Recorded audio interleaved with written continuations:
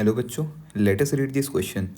The question says an atom of radioactive element emit small n alpha particles per second at an instant. Then the half life of the element is.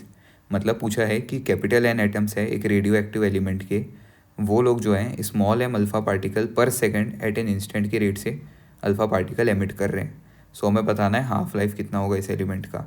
सो इस question के लिए जो की concept required है वो की concept हो जाएगा radio activity and half life. तो देखिए ये चीज़ हमें पता होती है कि किसी भी चीज़ का अगर डीके हो रहा है तो उसको रेट को हम लिख सकते हैं dN/dt is equal to minus lambda capital N.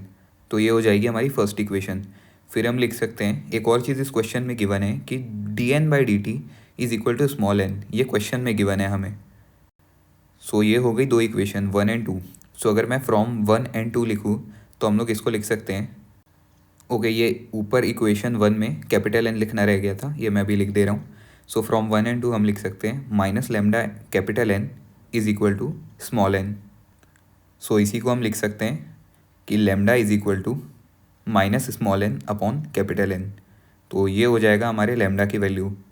अब इस क्वेश्चन में हाफ लाइफ क्या लिख सकते हैं. इस क्वेश्चन में हाफ लाइफ हो जाएगी हमारी 0.693 अपॉन लेमडा.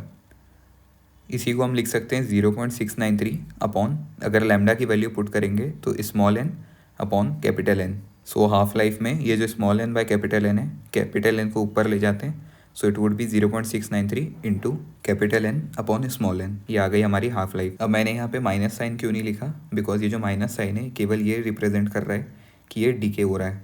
सो अगर माइनस साइन नहीं भी लगाएंगे तो भी सेम थिंग है, बिकॉज हाफ लाइफ तो टाइम है, तो टाइम में माइनस हम लगा भी नहीं सकते. So the correct answer is option D, 0.693 capital N upon small n seconds. So hope you understood this question well and all the best.